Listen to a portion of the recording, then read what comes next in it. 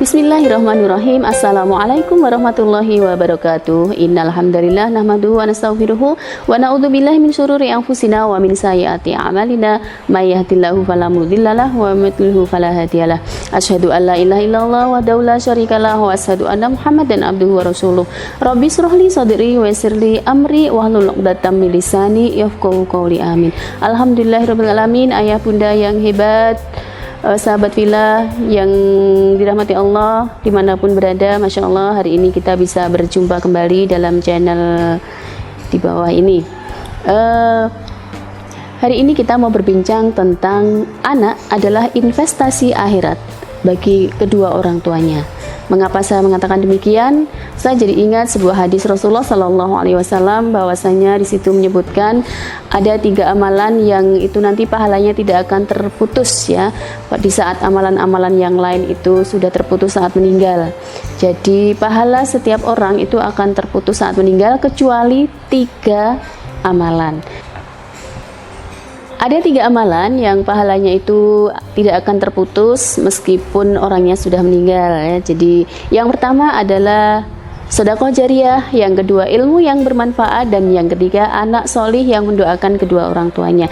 Nah, dari yang ketiga, anak solih yang mendoakan kedua orang tuanya, di sini mengandung maksud bahwasanya anak solih itu termasuk investasi akhirat, bahkan dunia akhirat bagi kita para orang tuanya, karena bisa menjadi tabungan kita kelak yang akan bisa mengantarkan kita sebagai orang tuanya menuju ke surganya Allah Subhanahu wa taala. Salah satunya dengan anak solih, dengan memiliki anak solih. Masya Allah, ketika kita menengok beberapa keluarga, barangkali ada dalam rumah itu ada jajaran piala yang begitu banyak, mungkin piala hasil lomba matematika, lomba macam-macam secara akademis, tapi coba ketika kita tanyakan putra-putrinya bisa sholat tidak, bisa membaca Al-Quran tidak, nah itu juga perlu dipentingkan.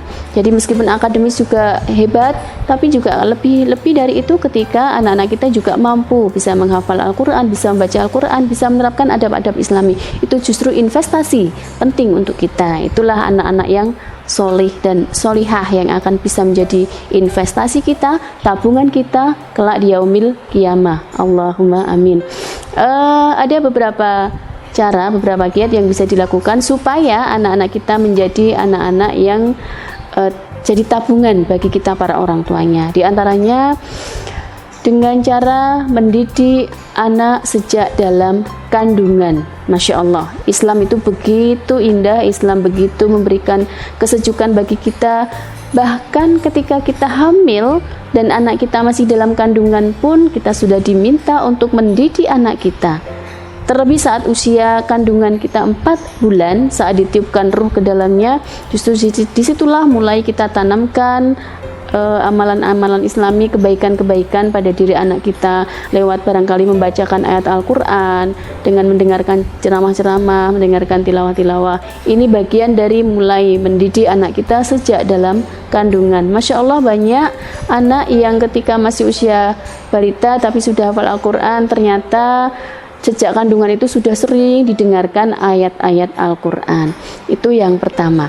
Yang kedua, dengan cara menanamkan akidah yang kuat, tauhidullah yang kuat kepada anak kita.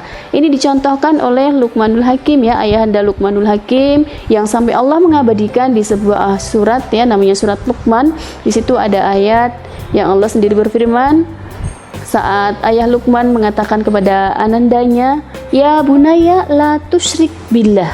Wahai anandaku, wahai bunayaku, anandaku tersayang, jangan kamu menyekutukan Allah. Ada kata menyekutukan Allah, itu landasan tauhid yang kuat, akidah yang kuat, penanaman akidah yang kuat bahwasanya jangan sekali-kali kita menyekutukan Allah Subhanahu wa taala. Nah, ini yang kedua. Jadi menanamkan akidah yang kuat sejak dini. Ketika akidah kuat, itu insya Allah nanti cabang-cabang yang akan tumbuh itu akan jadi cabang-cabang yang baik. Akidah itu ibarat akar dari sebuah pohon. Ketika akarnya panjang menghunjam ke dalam tanah, maka nanti pohonnya akan berdiri tegak, tumbuhannya pohonnya tersebut akan kuat dengan hantaman dan cobaan karena akidahnya juga kuat. Dan yang ketiga, membiasakan diri dengan adab-adab Islami. Jadi ada pembiasaan adab Islami selama di rumah. Itu kita biasakan untuk anak-anak kita. Mulai dari melaksanakan sesuatu dengan doa, mengawali, mengakhiri dengan doa, melakukan kegiatan apapun diiringi dengan doa.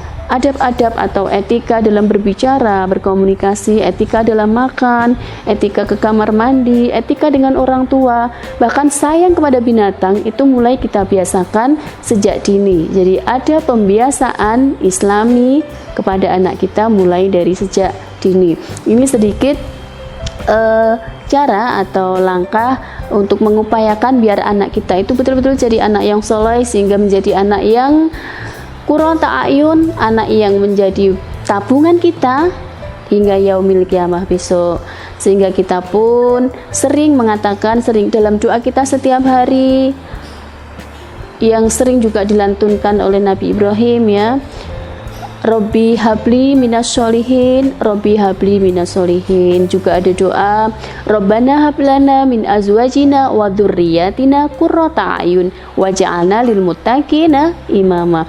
Doa-doa kita sebagai orang tua untuk anak-anak kita itu insya Allah doa yang mustajab, terlebih doa yang dibaca oleh sang ibunda, karena doa ibu itu doa yang tidak akan terhalang untuk tidak dikabulkan oleh Allah Subhanahu wa taala. Entah nanti besok beberapa tahun yang lagi pasti akan dikabulkan Allah. Jadi doa ibu adalah doa yang mustajab, yang dikabulkan oleh Allah Subhanahu wa taala. Masya Allah, mudah-mudahan saya mengajak diri saya pribadi pada khususnya dan ayah bunda sekalian pada umumnya, yuk bersama-sama kita menjadikan anak-anak kita memiliki adab yang baik, akhlak yang baik, tauhid yang kuat, sehingga nantinya menjadi investasi bagi kita kelak di yaumil kiamah. Demikian, wassalamualaikum warahmatullahi wabarakatuh.